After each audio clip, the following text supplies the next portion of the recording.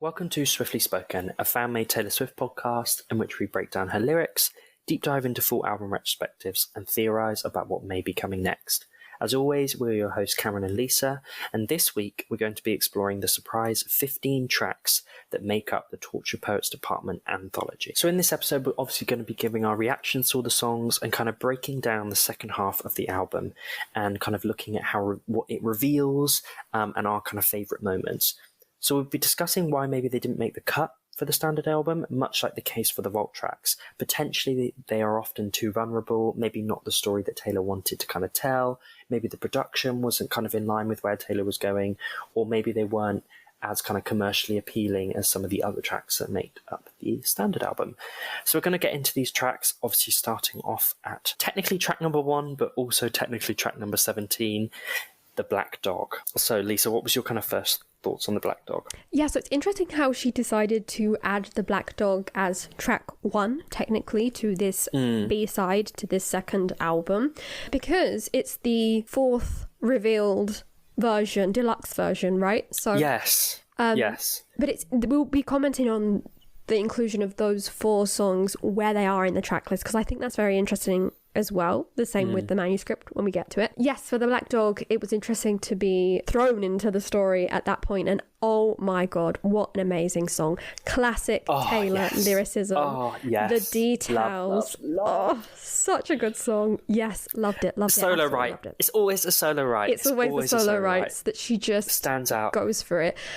Beautiful the production. Song. It's on another level, isn't it? This is probably one of my favourite tracks on I have to agree with you. Album. Yeah, Anthology, Tortured Poets, everything. It's so incredible. And one of my favourite lines is when she says, "How do you not miss me in the shower and remember my rain-soaked body was shaking? Do you hate me?" Was it amazing? It's just that visual of how do you not miss me, and you can literally see the little drops of rain on her back and her shaking. It's so the kind of anger and annoyance of how are you going out and about in the world? Well, exactly. I can't move on. That's exactly it, isn't it? And I love this story, and I love that a lot of people have been comparing it to All Too Well. I mean, obviously All Too Well is the touchstone, right? Because it is one of her most absolutely amazing known songs. It has such a mythological background to it and all the rest. But the way that this is written does tell a story in the same way, where we go through all these tiny little details of the love affair and how it affects you now as you look. I mean, just the opening, how she's just gonna reveal, yep, I'm just basically stalking you because I'm stalking you on Find My Friends. To turn your location off. So and now I get to see how you're out in the world in this specific place, and well, I can't get it. How can you not think of me in all of these specific moments? It's beautiful how she uses the starting line, the song, as a moment. Again, are you thinking of me when these things come up? I am of you, and how terrible it all is for me. It's incredible. And the bridge of 6 weeks of breathing clean air, I still miss the smoke. I just love these things. Now I want to sell my house and set fire to all my clothes. It's just this song, honestly, absolute one of my favourites, if not. What a brilliant way to start this second part of the album. Such a really strong way. And I love the production of Old Habits Die screaming with the doo doo doo. Yeah, I was exactly going to go to that line, so don't worry. Because I was going to mention one thing that we mentioned in our previous video is how Taylor kind of enunciates things, pronounces things, how she words things, and you can hear some things the smile in her voice, you can hear the anger in her voice, and here obviously you hear her screaming and all this massive big crescendo of production, and then in the last line she can't even say it. She's it's the kind of brokenness for breath as she's screaming. It's almost as the song goes on, you just get it's just the sadness takes over, doesn't it? You're not even really angry. You're just that last chorus again. Something very Taylor is to change the last chorus up a little bit, and instead of saying how can you not miss me in the Black Dog, is I hope you're having a terrible time in the Black Dog. Yeah, and I hope it's shitty. The best thing I love that is she turns then the metaphor and says, you're leaving with tail between your legs. You're the Black Dog. Yes. So good. Yes. Lyricism. And obviously Black Dog obviously is a symbol for depression as well. Yeah. So it has a double meaning. It's so clever. Because that's what I thought it was going to be about, was the Black Dog of depression. Yeah, everyone did really, technically technically kind of is. And what is interesting, little interesting tidbit, is I have actually visited the Black Dog since this song has come out, which was quite fun. They have a little sign outside with kind of the initial kind of opening lyrics and a couple of drinks and snacks and stuff, like a Swift burger and things, which is quite nice that they've kind of embraced it. But yeah, that was quite fun, and yeah, just such a solid song. This is what a way to open. Was it shitty in the Black Dog? It wasn't. Oh, that's good. Not at all. There you go. All's well that ends well. So the second song, and technically the 18th track of the Torture Poets Department anthology, is "I'm Gonna Get You Back." So Lisa, what was your initial thoughts? How are you feeling about this song? Oh my god, it got better and better for me. Everything was just going upwards, basically. Love this one as well. I can understand, as you said in the beginning, we're kind of going to be looking at why some of these songs may have been cut from the standard version or deluxe versions. This one is the first one that we wouldn't have heard ever if this didn't exist. No. Very interesting. And I do think that something that we're going to see a pattern in these anthology added tracks is that they kind of zoom out of the experience, which is something you mentioned with Clara Bow at the end of our previous episode. It kind of like zooms you out a little bit, and I think these tracks zoom you out even further. They explore more of her stories, her thoughts. The scope of the story, which on the standard album seems to be so contained, is now like pulled away. Yes, very specific. Yeah, and I think that's why it was a very specifically catered story that we were getting, which again very much related to the In Summation poem.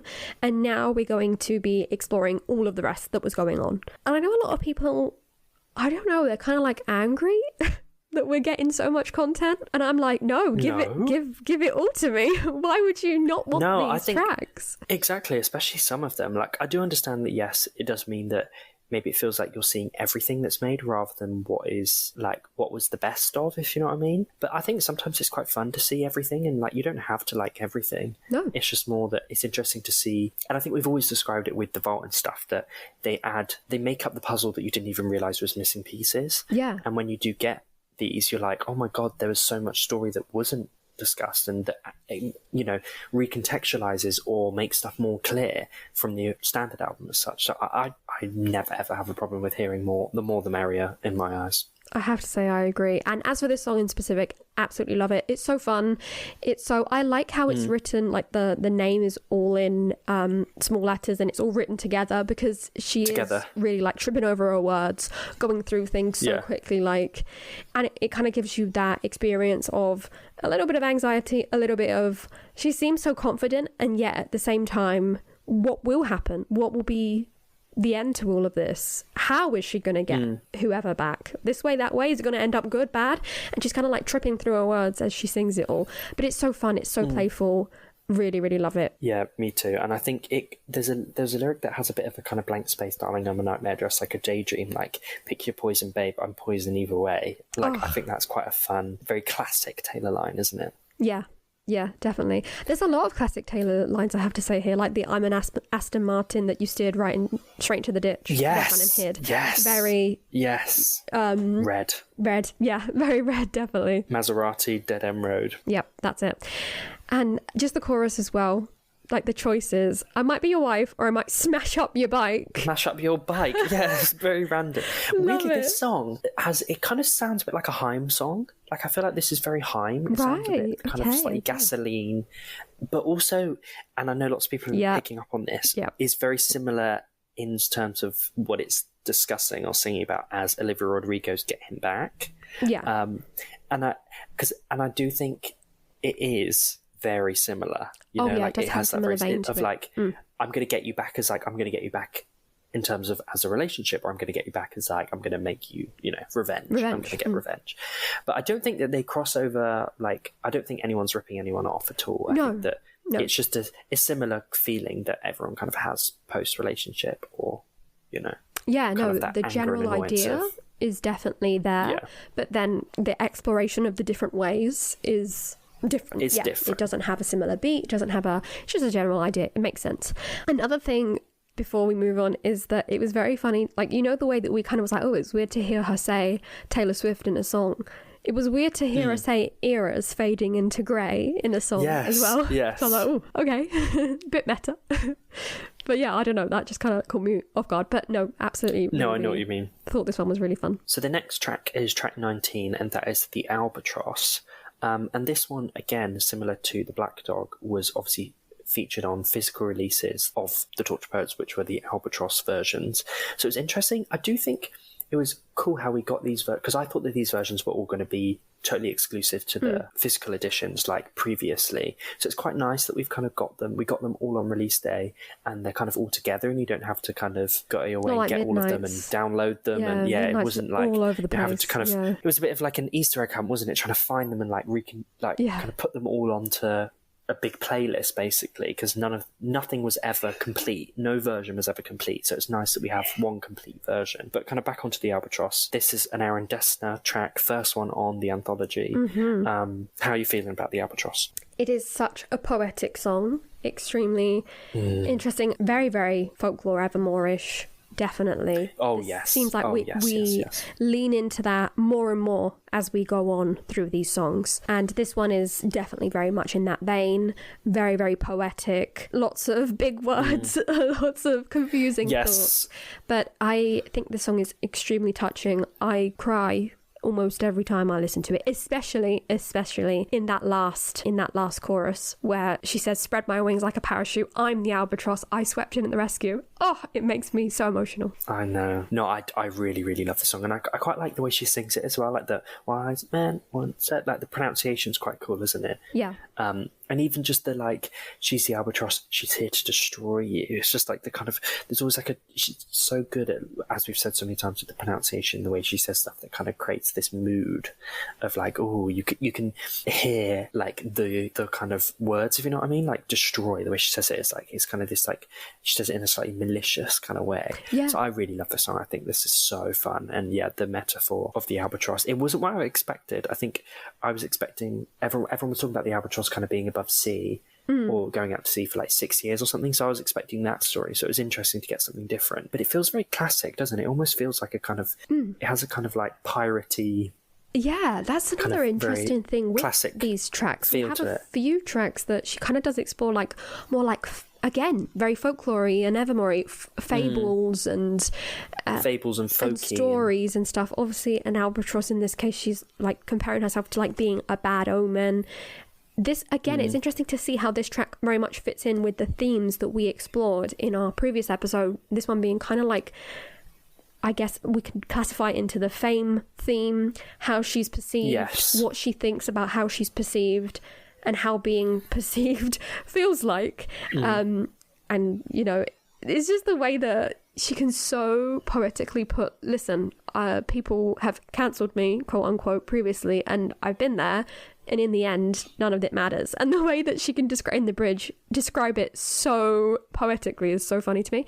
Definitely very much sounds like an old fable being told. So the next track on the Anthology is Chloe or Sam or Sophia or Marcus, which I think was initially one of the tracks that I was kind of drawn to, I think because the name is intriguing, isn't it? It's like, we've never really had anything like that, just a list of names with or in between them. And I'm very jealous of anyone called Chloe, Sam, Sophia or Marcus. Yeah, they got a shout out. I wish that my name was in a Taylor Swift song. But how are you feeling about Chloe, Sam, Sophia or Marcus? Yeah, I love this one. This, again, I don't know why I keep saying like, this is one of my favourites, but this is one of my favourites. Honestly, thank you, Taylor Swift, for giving us this second part of the album, because these songs had never seen the light, I swear, well, we would have never have known, right? But how can you keep this away from us? Where it's so beautifully haunting, this song. So beautifully haunting. Yes. So haunting, and it reveals a lot, let's just say that. Yeah. But I love the kind of chorus, like, if you want to break my cold, cold heart, just say that I loved you the way that you were. If you want to tear my world apart, just say that you've always wondered. Oh, those choruses are so gorgeous. Yeah. But again, there's, and as we were saying with the standard Torture Poets, there's an element of humour, like with the, and you saw my bones out with somebody new, who seemed like they would have bullied you at school, which I think is quite funny. It's kind of a bit of a jab, isn't it? Yeah. Yeah, exactly. Like you said, the chorus is heartbreaking.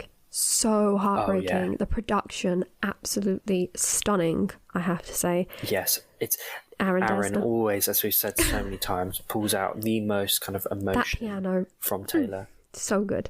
And even so if I sell my apartment and you have some kids with an internet, Scarlet. I think we're concentrating so much more on lyrics in this video, whereas the other one perhaps we were more talking about general ideas and themes, just because they were so curated, and these ones seem much more like even exploring lyrically, even more strong. Lyrically, very deep and very very dense. But yeah, this one is so beautiful. Again, on that verse that you were talking about, or more like a bridge really, could it be enough to just float in your orbit? Can we watch our phantoms like watching wild horses? Cooler in theory, but not if you force it to be. It just didn't happen. It's so gorgeous, like the heartbreak in it. It reminds me of the one wanting closure in a lot. Yes. In a lot of ways, where something just didn't. Even if you forced it, it just didn't work. It was never going to happen. But will you always wonder? You can't hold on to it. How haunting! Oh no, this song is like, it's one of those things where there's so much to say that there's almost, all I can really say is I just love it, because like I think what's interesting though is the title. Yes, why did you pick that? Like left of field. Interesting. Yeah, I'd love to just ask random. Her, like, why did you? Because obviously you could have called it. I mean, I love a good title that is just like mentioned, like the Black Dog, for example. It's not really part of a chorus, which is what we're used to usually. The title is the word that is repeated in the chorus some way, somehow. I absolutely adore songs that mix that up or change it up, or even don't even say the word in the song, and then it's just such a curious thing to look into. But in this case, we have it just mentioned at the top, but then obviously the chorus, she could have called it. But it isn't like a central theme. Anything, my cold heart, you know. I don't know if that sounds so exactly. bad. But, whereas like the Black Dogs is the central theme, isn't it? Of like the Black Dogs basically triggered that emotion. Seeing, someone like while stalking someone, seeing them go into the Black Dogs triggered that feeling. Whereas this is just like very random. But I suppose maybe seeing them with Chloe, Sophia, Marcus and Sam has triggered all the others. And like you said, weirdly, it would seem quite weird being called like Cold Heart or like If You Want to Break My Heart, because that's also not really the vibe. No, it is. This is, I guess it's like you said, the start of going through all of these memories of betrayal, abandonment, and what could have been, what would have been, but what couldn't have been anyway. So yeah, perhaps. So next on the track list, we have technically, if we are deeming these as two separate albums, because Taylor has been saying that they are two albums, this is technically track 5, even though it is technically track 21.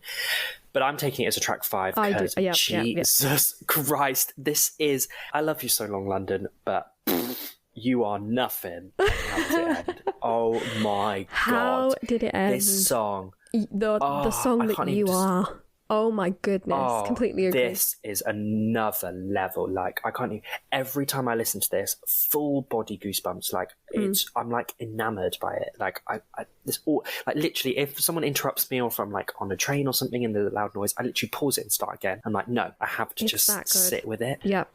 It's on another level, isn't it? The lyricism, the visuals, the story. Oh my God. Like, this is brilliant. Honestly probably one of my favourite track 5s.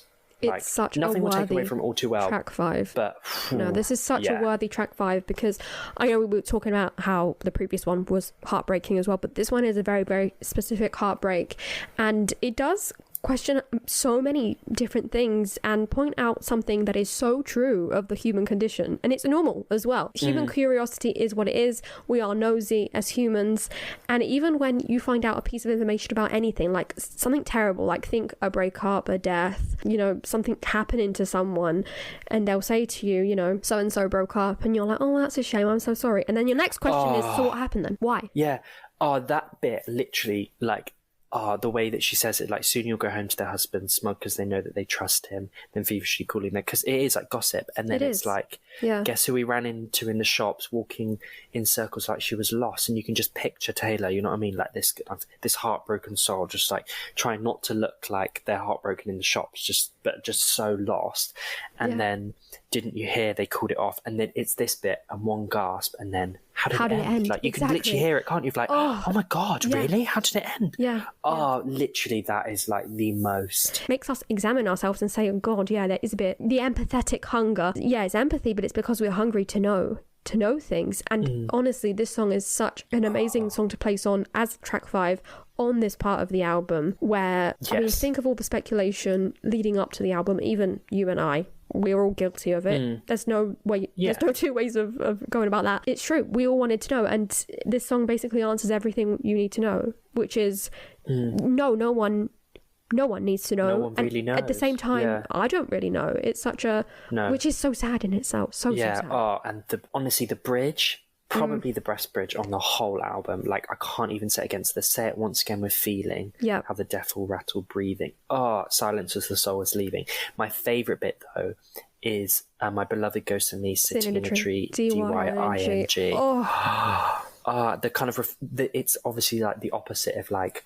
You know, Taylor and so-and-so kissing in a tree, Kissing, and just the heartbrokenness of My Beloved Ghost. And literally that, when I first heard it, tears. I was this song. Yeah, even that first, my favourite line, on the other hand, is like that's why I have to listen to this song every so often, just so I can hear the first couple of verses. We hereby conduct this post-mortem. He was a hothouse flower to my outdoorsman. An amazing metaphor to say, like, you know, you were this way and I was completely the other way. How can an outdoorsman look after a hothouse flower when you're so vastly different? Honestly, this song... And so a touch that was my birthright became foreign.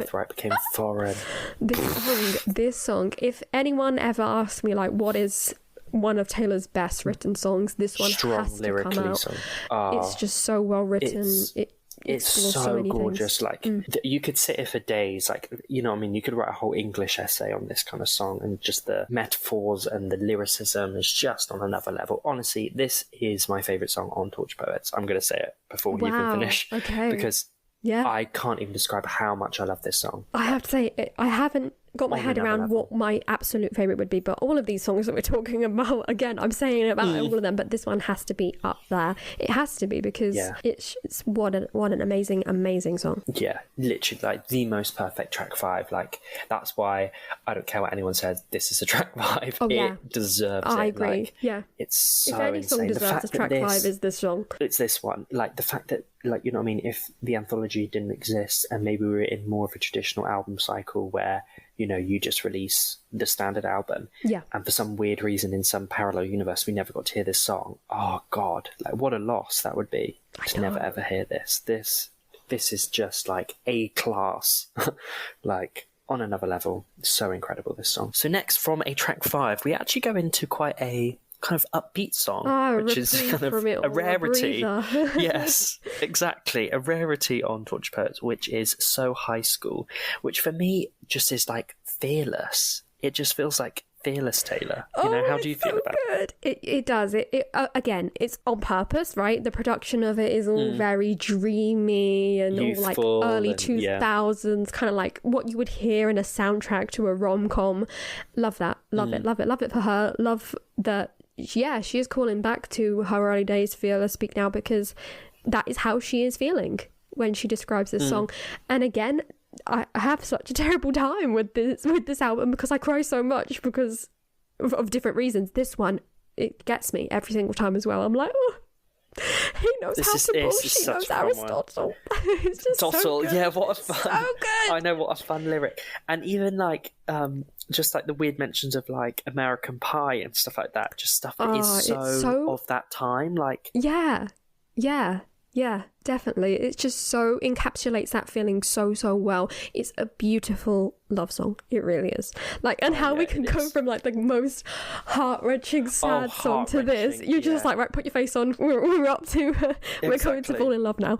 And I absolutely love Marry, Kiss or Kill Me. It's just a game, but really, because obviously it is a reference to, and we're going to be quite candid here, because it's obviously a clear reference to when Travis Kelce was kind of interviewed way back when and had to play Marry, Kiss or Kill. And the interview even said it's just a game. But and obviously really, he chose Taylor as Kiss. I'm betting on all 3. Oh, it's so fun, this one. This song is so fun. And also, going back to American Pie, one of the actresses from American Pie is a massive Taylor Swift fan. And she was over the moon about the mention, like literally in floods of tears about being in a Taylor Swift song, and even the fact that Taylor had even seen American Pie. So that's really, really sweet as well. So this song is just just sweet, isn't it? It's just It really is. nice. It really is. My favourite line, as I said, is, how to bore, I know Aristotle. I know It's just, Aristotle. what a rhyme. I love it. Yeah. I love it. I love it. do. And like you said in our other episode where we talked a little bit about the aIMee and wanting to kind of see, it's hard to go through an album that is so extremely vulnerable and sad, really, in a way, chaotic, maddening, and to think of that point in time. But this one does feel like a catch up to more of a breather. Where Taylor's feeling at the moment, Right, yeah. Yeah, oh, definitely. and also it's so interesting how we go from in down bad, crying at the gym, to now I feel like laughing in the middle of practice. We love that for her. Yeah. We love it for her. That is sweet. Reasons why then you think that this might have been kept off? Do you think that it's because I think it's kept off probably the standard a very, very late pace? It would have edition. Oh, a bit late edition, do you think? Oh, I okay, think so. that's interesting. Yeah, I think this. So this you don't is think it would probably have been one ready of for the vinyl and stuff? Yeah, I think so. I think because it makes more sense. Like it does feel like more of a something recent. Should we just say that? Yeah, I think so. Yeah, I wasn't sure if also that's probably the reason as well. I wasn't sure if maybe because the standard album has a very kind of particular pace and kind of melancholy and feel to it, that maybe this would have kind of like been a bit of too much of a curveball. That is true, and the production is kind of also quite different as well. So it does stand out. Even it sticks out even on this part of the album. To be Anthology. honest with you, yeah, and that's one of the things as well that I quite like with the like 3AMs and anthologies and things like that, is that we get to explore like it's a bit more Evermore. You know what I mean? It's a bit more like experimental. You know, I love that. And it's interesting to. Exactly. It's interesting to kind of see what, was kind of other sounds that she kind of dabbled in and maybe, weren't right. But it's just, I quite like that they're a bit weird. Like the 3Ms and anthologies, they're a bit weird. They're kind of the quirky kid at school, but actually if you get to know them, they're really bloody interesting. You know what I mean? Yeah. It's kind of like that.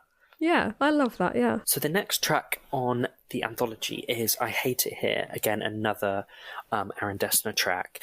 How are you feeling about I Hate It Here? This one kind of is a bit more of a return to kind of the sadder songs. Yes, yeah, it's a tough one. Escapism in a song, and a lot of people were like putting videos up of, if you love books, you'll love this song, and it's true. It is. We all have ways of kind of escaping. Obviously it gets to a point that it can be a bit dangerous and unhealthy to do so to this extent, shall we say, but it makes a lot of sense. Again, it plays into a lot of themes that we explored in the first part of this album, and just not wanting to be somewhere and just like imagining a dream world which you can escape into. And in a way it's almost, I know this might sound strange, but in a way it's nice to be able to have that space where, especially for someone as big as Taylor, to be able to just be, no one else has got that key.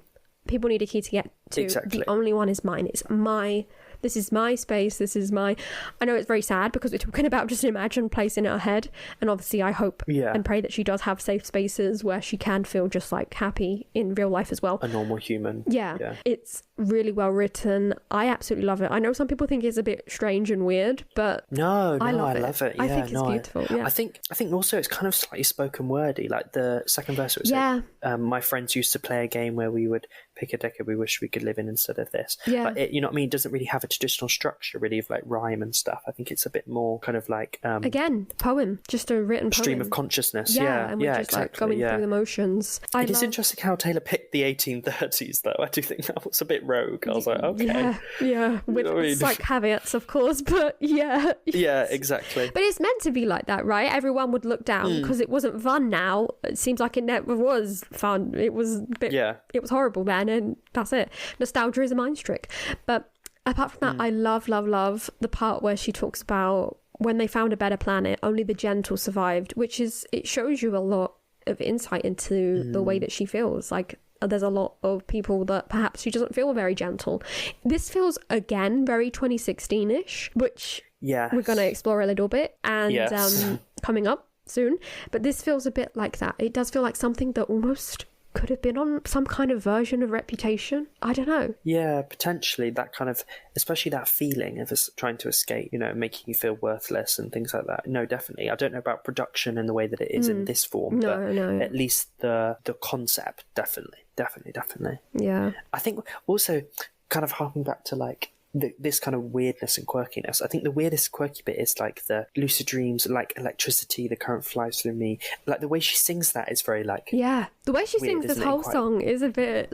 like you said, it is like, very ooh. much spoken poetry. It is. And that leads to, again, one of my favourite lyrics. And way up there, I actually love it. Yeah, I know. Again, cry with this one. I'm a wreck with this part of the album. I really am. Oh no, it's just, they're just so solid. That's the thing. And They I think are. that we've always, So like, I love run. production. Like, I love fun pop songs. But for me, the strongest part and the thing that I always gravitate towards is songwriting and lyricism. And definitely. I think that the Anthology is just so... God, just, Aaron there's so Tessner. much depth. Your production, the man that you are, and Taylor's writing with him, it's always just it.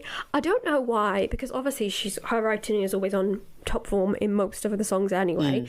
But something about that combination of them two together, she just says, "Wait a minute, I have the best I'm just ideas going to ever." pull out. Exactly. Yeah, exactly. I'm just going to pull out quick, tell me something awful, like you are a poet trapped inside the body of a finance guy. And it's going to be the best line ever. And you're not going to be like, yes, so true, Taylor, so true. So the next track, as you said, is kind of exploring something from 2016. This is Thank You, aIMee. And initially, I think when I first listened to it, I sent it to you and was like, why is Kim? I was like, her. Yeah. And you were like, just wait. You're like, wait till you get to the bridge. Exactly. Just give it a second. Yeah. You understand. Yes. And then it makes sense. She is not letting it go. She is like, no, I'm going to tell you how it is, and I'm going to remind you how it is. Yeah. No, I understand it, because imagine that situation. Like, we're obviously so far away from it, and it never happened to us personally. So it's something difficult to kind of like... Some people are like, oh, she's still going on about it. But imagine that happening to you personally on such a big level, and how that completely changed the trajectory of your career and life. Your career and life. Yeah, exactly. Like, I won't let it go. The reason why it's the reason why you stepped away publicly. It was one of the reasons why you kind of ended up in the relationship that she then ended up with for a lot of years. It was then the reason why she had to release a certain album. They also released a music video that had a naked wax figure of Taylor, which is basically never get over that, to be honest with you. Some weird form of revenge porn. It was gross. And then Kim continually antagonizing by then posting a picture with that figure. Like, where is that figure? You know what I mean? Where is that wax? It's just weird. The whole thing's weird. And the fact, me too. And the fact that, you know what I mean, that people at the time thought that was appropriate. And also, I think a lot of people forget all those kind of little tidbits of the story and just think, oh, you know, she just called her a snake, big deal, get over it. But it wasn't. It was like, it was much years of belittling and stuff. So it makes total sense, and I'm glad that she's kind of been like, no, this is how it is. Yeah, and I completely agree. I think it's interesting. I do think, though, again, it's one of those songs that on first listen, it's kind of, I feel like it's fun is in the first listen when you're like, oh, and you realise what it is, you know? Yeah, I feel like that first time you see those letters and you're like, wait, and then you're like, oh, wait, and then you hear that. And you get to the chorus. Yeah, and you're like, oh, okay. I see where you're going with this. And then even when she shouts F you, aIMee, you're like, oh my God. Amazing. But no, I do like this song. I don't know if it's one of my favourites, I can't lie, because I feel like it takes a while before you kind of get what's going on. And it's unfortunately sandwiched in between some gorgeous songs. So it's not my favourite, but I do quite like it. How do you feel about it overall? Yeah, again, it's not my favourite, but I think it's a very interesting message to explore, especially because the message really isn't F you, it's thank you in the end. That thank is the you. point. Yeah. And it's very mature to look back at such a terrible, terrible situation and say, well, I can still take the positive from that situation. And say, thank you, because even though it hurt me very, very deeply, there were a lot of things that came from that in the end, I have to...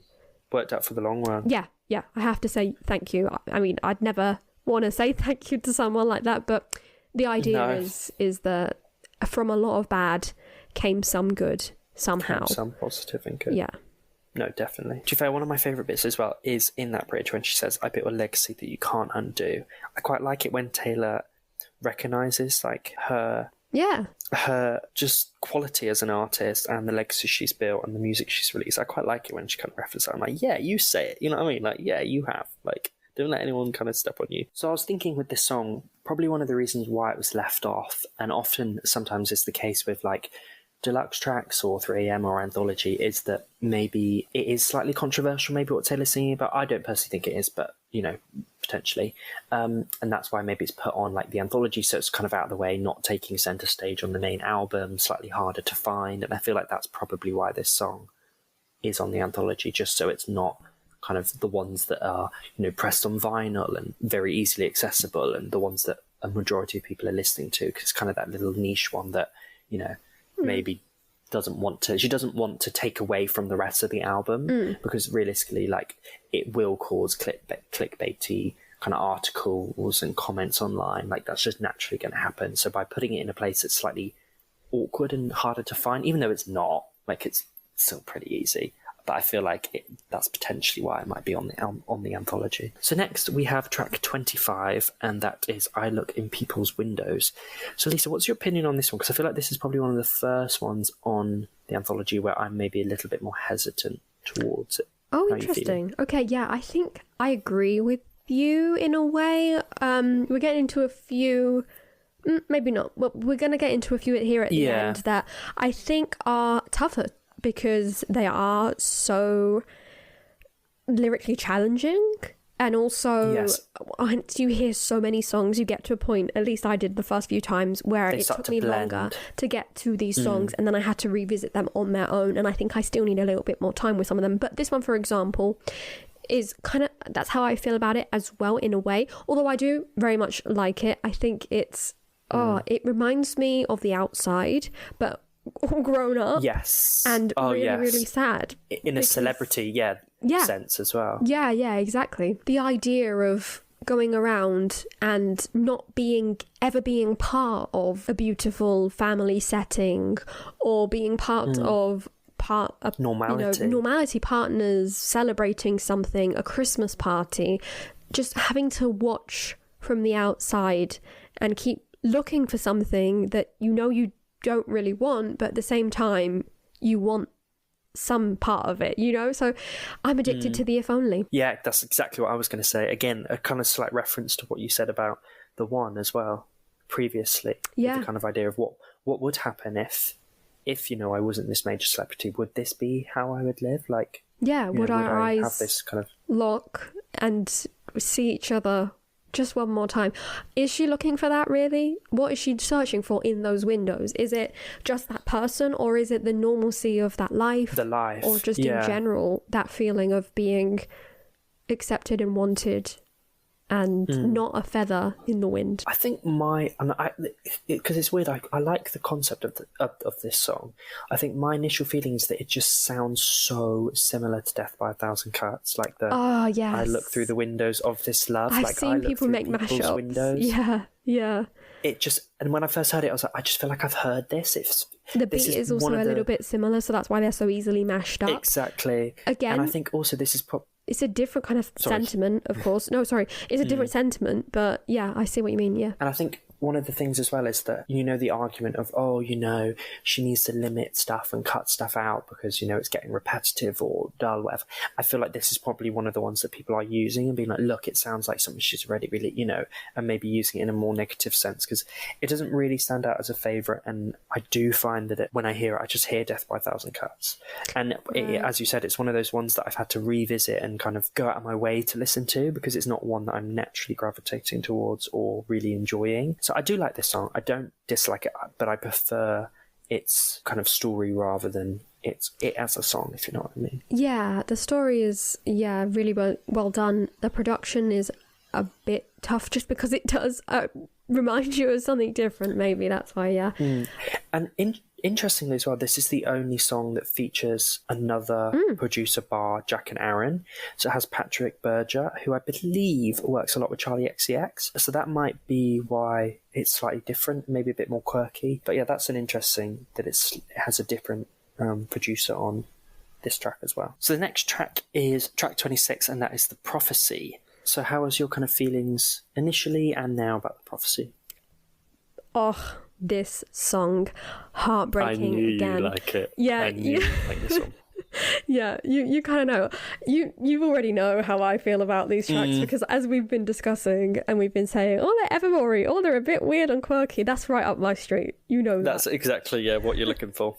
Exactly. So love it. Love the idea of exploring. It's so meta as well. I love songs that explore things that we've already mentioned in other songs, because obviously throughout all Folklore and Evermore we talk about, especially Folklore, especially Invisible String, one of my absolute favourite songs, we talk about this idea of fate and how things could be fated, and we'll get this again in another amazing song in a minute, but how things supposedly have slotted all into place, the stars have aligned, we've explored it all this time, and now you're coming face to face with the realization of, oh no, was I completely wrong about everything? And if so, was that my fate? And now I'm just destined to be sad, alone, with I don't want anything else. Just someone who wants my company. Just please, I'm begging on your knees. Oh, it's absolutely amazing lyricism once again. And devastating. No, I do really, really like the song as well. Yeah, that like, please, I've been on my knees, change the prophecy. It's just like, please, like, this can't be the end. This is not how I wanted. Like, you've got to change it. Like, please, no. And having to kind of be kind of pulled, kicking and screaming into reality of what's happening, rather than thinking, oh, that's not how I imagined it. It's like, no, this is exactly how it's going to be. And even the lyric of like, hand on the throttle, thought I caught like lightning in a bottle, but it's gone. Oh, but it's gone again. No, this is a good one. Not one of my favourites, can't lie, on Anthology, but I do really like it. I do really love it, track. It's funny because when we were speaking about that first half, I think something that we repeated a lot was like the idea of like chaotic, or we were talking a lot about madness and very difficult to sort like the asylum. Yeah, like this deep feeling of chaos. Whereas in this one, in this side, I think we're talking about this deep feeling of being haunted, phantoms behind you, kind of like looking at all of these tiny little bits of information and being like, yeah, I'm haunted by all of this. It's really like rattling in a way. And I think this one is A Greater Woman Stays Cool, but I howl at like a wolf at the moon. And that's how I feel all of these songs are. It's her howling to the moon, like, please. Yeah, no, I feel like how we've said with Evermore, I feel like the prophecy deals with the endings a lot more, whereas I feel like the Torture Poets Department Standards, like you said, deals with the chaos and just the insane feelings that are going on, whereas this really deals with that loss, heartbreak. And one of my favourite bits, to be fair, is in this song is the like, and this sounds so witchy, this kind of reminds me a bit of like the Albatross, with like the feeling of something slightly piratey and folky. It's the and I look unstable, gathered with a coven round a sorceress table, which reminds me of the Willow performance on Era's Door. But the way she says it, the way she says it, though, sounds very like table. Yes, it's very like witchy, isn't it? It has a kind of witchy feel. Yeah. And like a greater woman has faith. I like that bit, that kind of like when she leads into the kind of witchy vibe. Why are you feeling like this one might have been left off standard? Do you think maybe because it's just a bit quirky and weird like the rest of them? That's the summary. No, I think also because of, I think many of these, like I mentioned, they were kind of like cut away just because of the very specific story that she wanted to tell. And again, this one pulls back the lens a little bit more. And again, very, very vulnerable. You have to be brave to release something like this as well, even though it's still released into the world. But it's a bit different when it's not on a standard version that is the easily accessible one. I know a lot of people will probably listen to that much, much more than this side of the album. So I think maybe because of that. But another thing is, though, perhaps maybe feeling the messaging could be a tiny little bit repetitive. I know that sounds weird because this is so different. Yes. But if we look at High Infidelity, In the House Lonely, Good Money, I'd pay for someone who just know me, right? And that's the same as Don't Want Money, just someone who wants my company. And it's so sad that that cycle has kind of like unfortunately repeated in what was very different points in her life, it would seem. So next on the track list we have Cassandra, track 27.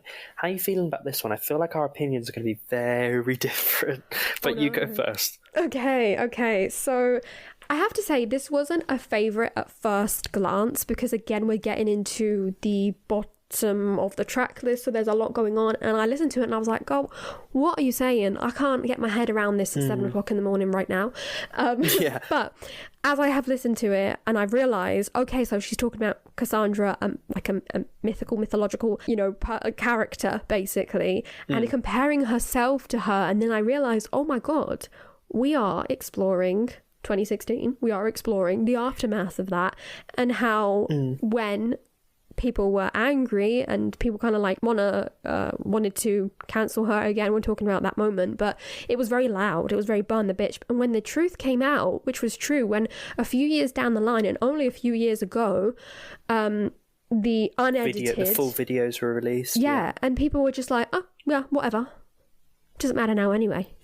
And that must have been very annoying, because she advocated for, no, I was telling the truth, this is how it was. And people were very adamant that, okay, love, whatever. And even after Reputation and even after everything, people kind of like just took it as, well, we'll like her again, but she still did that wrong. When it was literally, she warned them, no, I told you about this and that situation and these people, and now the truth is out, and it's like, oh, we just move on from it. How can you see everyone move on for something so devastating, and you're just like, well, that absolutely ruined my life, and now you're just going to be like shrugging it off. So more poetic I do agree with that, and I do like that, but I'm going to play devil's advocate and maybe be slightly negative. There's two things for me why this song, I'm a bit like, one, it sounds like Mad Woman. Yes, again, I agree with you. Yes, sounds yes. very similar to Mad Woman, and I feel like we've kind of told this story. Like I feel like we're kind of rehashing it a bit, and I think that it's told gorgeously with the metaphor of Cassandra. Like I don't think it's like told badly or wrong, but like Sticks and Stones never broke my bones, and like even Mad Woman, the song, like I feel like throughout what's come from Reputation onwards, and even some things on Folklore and Evermore, like Long Story Short, things like that, whatever, that's not really the best reference. Closure, I don't know, you know what I mean? But I don't know, I feel like maybe it's like, okay, there's a lot of 2016 here, it's 2024, you know what I mean? Like I kind of want to hear, I don't know if I'm being negative, but that's kind of my initial reason. Obviously, like we always say, everyone can have their own opinions, and you are free to like or dislike or prefer something different. Never bothers anyone, because that's the point of different music, and people like different things. All I can say to that is that I think this one adds that layer that I was just discussing of like also adding in the reaction to when the truth did come out, which we haven't really got before, which is, like it wasn't with a bang, it was with a whimper. It was literally just like, okay, yeah, just another day for everyone. Whereas again, she's saying, how much it affected her. I think I also love it because I do love mythology, and I do love how, and just that idea of seeing something that reminds you of something. I lose track of what I'm saying, because that was where I was when I got the call, and the double meaning that could have. I know I'm reading a lot into it, but was that like a call, like, from her publishers or from someone back in the day, and saying, oh well, look, this has been said about you online and the rest of it, and how you can never get over that actual call, or the call is in like the vision of the future, or whatever, infamous one, exactly, or just the infamous, oh my god, the infamous one, you're so right. And the parallels between the stories of Cassandra, I'm sure when Taylor realized that, she was like, oh, I gotta write about this. So I get that. But I see what you mean, and I also do agree with you, specifically in the case of the production sounding very much like Mad Woman. I couldn't get over that first as well. I was like, oh, this is a bit like, I've heard this before. But again, that is why we've got it on a B-side and an extra part of an album. So I think so. Yeah, because I feel like, because it sounds like Mad Woman, and also weirdly has quite a similar story to Mad Woman. Not identical at all, but that kind of like, a scorned poke the woman. Bear, this is what you get, that kind of idea. So maybe that's why I was initially kind of like, ooh, about it, but no, it's still good. I still think it's a really good song, but that's definitely the reason why I think it's on Prophecy in comparison. So from a song that I'm a little bit kind of touchy about to, I'm smiling into honestly, one of the most, I can't even describe how much I love this song. Okay, Peter. Good. Brilliant. This song is, again, what can I even say? lyricism is on another level. What can we even say for a Taylor solo right once again? Oh, exactly. So it's always the solo rights at the scene of the crime. I think I messaged you when one of the times I listened to it, I was like on the train. We have said a couple of things about this, yeah. Yeah, this was probably one of the only songs we actually talked about. We kind of broke the rule a little bit. And I was actually like nearly in tears, and I was like, I don't even personally relate to this, but the emotion that is poured into this song and that she oozes when she sings it. This could have been a track 5, honestly. Yeah. Oh, 100%. The story that it tells. 100%. It's so good. It's so good. Again, it is just something that I said, so I'll just put it back round now so I don't forget. But that idea of fate and the goddess of timing once found us beguiling. She said she was trying. Peter, was she lying? My ribs get the feeling she did. Oh, that physical pain of an emotional feeling of thinking, oh my God, maybe this wasn't all heaven sent. You know what I mean? And how am I supposed to deal with that? Nuts. Like, I think for me, the bit that really stands out is that bridge. This is up there with How Did It End? Potentially equal. Like, do that bridge when it's like, and I won't confess that I waited, but I let the lamp burn. And then you kind of go on and it says like, because love's never lost when perspective is earned. And you said you come and get me, but you were 25, which I think is an interesting reference to like Dancing with Their Hands Tied. I think so. Of the reference to the age 25. And the shelf life of those fantasies has expired. Lost to the Lost Boys, a chapter of my life. Forgive me, Peter, please know that I tried to hold on, which reminds me of New Year's Day. Hold on to the memories. Yeah. When you were mine, but the woman who sits by the window has turned out the light. The imagery, that's image, beautiful. The heartbreak, the fact you sat there so long, and then that feeling of like, well, I can't sit here forever. And that you can literally visualize it, can't you? Of just blowing out the light, turning the light off, and just the heartbreak. Oh my God! Every time, literally tears. Gorgeous. This song has me in tears as well. The reference, obviously, Peter being like a Peter Pan kind of reference, which again brings us back to Cardigan.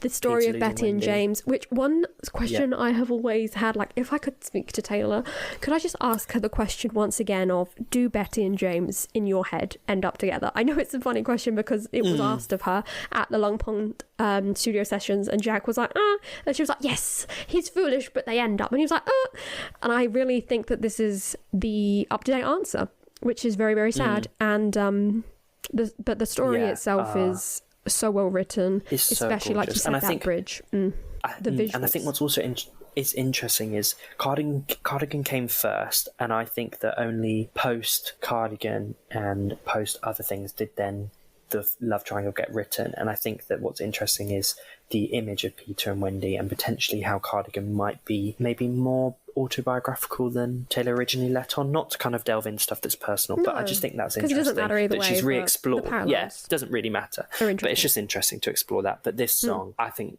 second favourite, honestly. I love this song so much. You love a good heartbreak song. Oh yes. We know this kind of, and those gorgeous bridges, and just oozing heartbrokenness is me. That is just me. So no, this song is on another level. Like, again, the fact that this potentially, we would have never heard this is just that's heartbreaking to think. Like, how is this like some of, I mean, this, if anyone else wrote this and put it on their standard album, you'd be like, well, that's some of their best work ever. And Taylor's out here just putting it on a random little, put it as track like 20 something on the B-side. Go. Oh, no. Unreal. Such a good song. So next we have track 29, The Bolter, which is another physical release bonus track. Obviously there is the Bolter version of the Torture Poets, which I think is interesting that it's quite low down in comparison to the others that were kind of higher up on the track list. So how are you feeling about The Bolter? I love this one as well. It's so different to everything else suddenly. It reminds me a lot of 1989. I don't know why, because it doesn't really sound like it. And maybe it's because of the feelings in it, or the themes, or the story. It reminds me of perhaps Taylor in that era. I don't know, which is doesn't have to remind me of her at all, but the idea, I don't know, somehow it makes me feel like that. But anyway, I love this story. We go through, again, I love it when, but like we said, the names are just suddenly said and then never said again, which is the nickname of the protagonist is the Bolter, because this person always runs away at the first sign of a crack in the boat, quite literally, further down in the song, and then they run, which is obviously a defense mechanism and not very positive. But it's very interesting how we go through all of this terrible. I love this song because it's one of those that, and that's why I have qualms with this, and maybe one day we will speak about it being placed in a different playlist than the acceptance playlist, because I feel like this one has to be acceptance, really, because it's like, all of these lives flashed before her eyes. But it felt like breathing. Exactly. And it felt like that time she fell through the ice, but she still came out alive. And I think that's... alive, yeah. Yeah. Oh, no, definitely. Definitely. And I was trying to think of reasons for the 1989, maybe why you're feeling 1989. I feel like it's the kind of chorus that started with a kiss. Oh, we must stop meeting like this. But it always ends in a town car speeding out the drive one evening, which is very style. Perhaps. You know what I mean? Yeah. Kind of feel. But my favourite is rhyming, ended with the slam of the door, then he'll call her a whore. Slamming door and whore. That's so she funny. She would be so sore. Yeah, that's really fun. And even the way she says all her fucking lives, like, oh my God, how many times? Like, the way that's the thing with this album that's so cool, is you can literally hear how she was feeling when she kind of wrote these lyrics by the way she pronounces it. Like, just the way she says it, like, oh, all her lives. Like, how many times? You know what I mean? Have I got to run away? No, I love this song. Really, really good, this one. I think out of the, like, physical release bonus tracks as such, this and the Black Dog are some of my favourites, definitely. They're just fun. This one just feels fun, doesn't it? Yeah, and it's interesting because this one, like you said, we have to think that it is one that she wanted to include in the story of the main album, which is interesting because this is probably, out of them all except for the Manuscript, is one of the most pulled back ones, because it does tell quite a different story and quite a general story. We go through a whole life of a person, starting with 6-year-old almost drowning in ice cold water, and then using that to compare it to these terrible moments in the life and being like, no, but if I survived that and I survived this, I can keep going, then I can do this. Be okay. Yeah, which is so nice. No, it's got such a nice message. It is a really nice message. I do like this one. And the penultimate track on the anthology is Robin. So how are you feeling about Robin? I think it's a tough one because it's very, very much like a poem. It's not really... This and the Manuscript, both of these last ones at the end here, feel not very song-like in the way that things aren't the traditional sense of a song. A chorus is not really a chorus here. The verses are all a bit different. They're telling a story. It's also very, very hard for me to listen to because it really reminds me of, and obviously the idea is there, Never Grow Up. And I can't listen to Never Grow Up. Yeah. And so I can't listen to this very much. That loss, or talking about protecting a child, in this case a very young person, from the loss of innocence that growing up brings, and trying to conserve that, the moment when you think the world is so beautiful and kind and lovely. And unfortunately that all comes to an end, but it's a really, really nice ode to, it's what would seem, Robin is the name of Aaron's child, so it would seem that it's dedicated to them, but also more generally just that idea of that time in life, really. That's really sweet. I did wonder where the Robin reference was from. Yeah. That's what it would seem like. Sometimes Aaron also, when he creates music, he names it a certain way, so perhaps it was already named this way and Taylor decided to write to it and maybe, nod in that direction. But it is, very much dedicated to that moment. A bit like Cardigan. Wasn't Cardigan like Maple? Maple, I think it was, Yeah. There's a few of them that were named differently. I think for me, unfortunately, this one is probably my least favourite on the whole album, including Anthology. I just haven't really connected with it. I think it's tough, like you said. Yeah.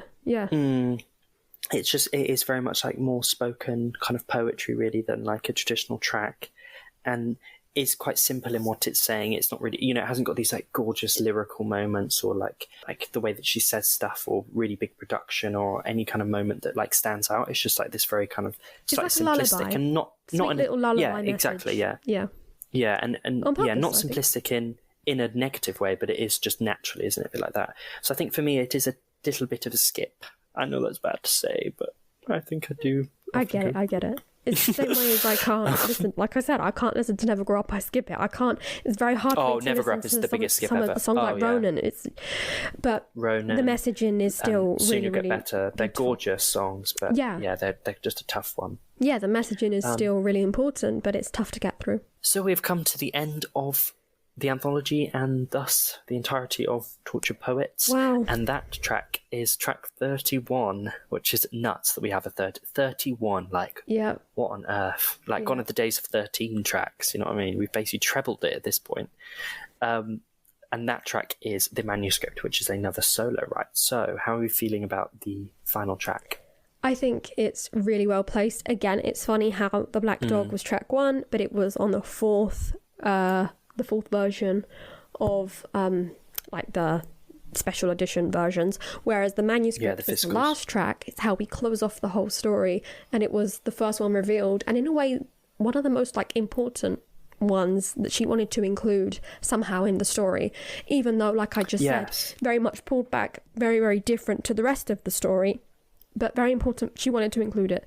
I think it's interesting that it was also the one that obviously it closes the entire anthology and thus the entire kind of deluxe album, but it does technically close all of the physical standard albums, like the physical manuscript covers, you know, which is basically the basic version. So it is interesting that Taylor clearly, this is the closing track and the one that she wanted for a reason.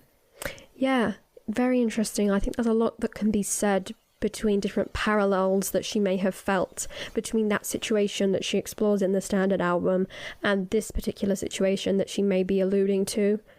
But more than that, I think it's the importance of how what she's talking about with the manuscript, which I guess, I mean, in my head, I already know what I think it is, but I think everyone can come up with their own conclusions. In my head, the manuscript she's speaking about is the song All Too Well. I do feel like that. A lot of people have spoken about it online as well, and I do think that, once I got it, I was like, she's talking about a song, right? She's talking about her own music that is now becoming more than her own. And then when I finally got to, and now, like the scenes of a show, write what you know, and it's the actors. Score. Oh my god, it's what she's directing, and then it's finally, it's what she has said. This song's no longer about me. What she's said night upon night on the Eras tour, which I think is such a full circle and emotional way to close off an album in which she bears her heart and soul and saying, listen, this was all about me, but that's fine because now it can be more than that. Yeah, and I think that's interesting. And talking about All Too Well, pulling in 2 points on one of the like director kind of interviews, Taylor talks about the manuscript. She does mention that, she does drop it during that kind of discussion. So that was definitely a word that she was using during the All Too Well period, and even before the premiere when she's being interviewed, and some interviewer asked her the question of who the song's about, and she says it's not a paternity test, and she said this song isn't necessarily about me anymore, it's more about the fans, and they relate it to, you know, their lives and their experiences. So I do think that it makes the most sense. It's something that she's kind of referenced while talking about All Too Well, and it just, when you do read the lyrics, it does make the most sense. And I think, like you said, it's a nice way to close it out by almost kind of saying, like, look, none of these are really about me anymore, like, you know, relate them to your life and relate them to experiences and stuff. So I think that's quite a nice way to finish. Yeah, it's a nice way to tie it all up in a bow also with that she knew what the agony had been for. At least, yeah, you know. that is weirdly that was quite emotional to hear that, actually, of like it and I think with hindsight and stuff, you do look back on things and be like, well, it was all worth it for a reason in the end, and I think that's really, really lovely. I think that's a really, really nice sentiment. I mean, aren't we all optimists at heart in the end over here at the Swiftly Spoken podcast? Oh, we are. We're hopeless romantics and all of that, but definitely optimists in the end. Okay, so we've completed the entirety of the Tortured Poets standard and anthology. And as we have completed them and kind of discussed both of them separately as separate albums, which one, Anthology or Tortured Poets, would you say right now is your favourite? It's hard because it's all so new, and you know, when you're listening to one, you're kind of like, oh my god, this is my favourite, and then you're listening to the other and you're like, oh no, this is my favourite. That's now my favourite. And they're very different. They are very different entities, but I can see how they all come together in the end and form one thing, the anthology. But I think, right now, and especially because we've just come fresh off of speaking about all of these songs, I have to say I'm very, very much entrenched in that second half. It's just so good. Yeah, There's me just, too. especially It's that so run solid. between the Black Dog and I guess track 7 or 8, something like that. There's just like 8 solid songs, one after another, that I'm just like, this is my favorite. No, this is my favorite. No, this is my favorite. No, this is my favorite. So, you know, how could I not choose this one? But what about you? How are you feeling? Oh, same. No, Anthology has for me, and I know I'm being quite brave to kind of start picking favourites, but I think because I did have that solid week where I was just, all I did was listen to this album, my favourites, which are like The Black Dog, Peter, and How Did It End, they're my top 3, so surely it's got to be this one. Right, yeah, I mean, if the top 3 are in this album, then that's it really, isn't it? Yeah. Exactly. So no, I'm thinking at the moment, to be quite brave, top 3, I'm saying How Did It End, Peter, Black Dog, then top 5 would be My Boy Only Breaks His Favourite Toys and Guilty as Sin. Okay, so we're adding some from part 1. Yeah, basically. that would be my top 5. Interesting. How are you feeling? Could you be No, brave I enough can't to pick even a top dare 3, to 5? do that. I can't dare. Too early Because days. even out of the ones that I've said are my favourites, how could I pit like Chloe or Sam or Sophia or Marcus against like How Did It End, but then there's like So Long London is there, and Down Bad is there, and there's good ones as well up there. I don't know. I couldn't even tell you. I need a bit more time. But I guess if you're forcing my hand, I would have to go with some of the songs from the second half. I'd definitely have to say Chloe or Sam or Sophia or Marcus. I'd have to say How Did It End and Peter, maybe. Oh, they're all so sad, but maybe those 3. I know. Maybe for now, No, but that they would are solid. definitely change. I haven't got a proper ranking in my head right now. But if you guys have, let us know in the comments. Please let us know, yeah. Okay, so we've now come to the end of this episode. Thank you so much for listening. And as Lisa said, please let us know in the comments your thoughts about Anthology, about the entirety of Torture Poets. And if you're brave, rate your top 3, top 5, top 10, whatever. Let us know all of your thoughts.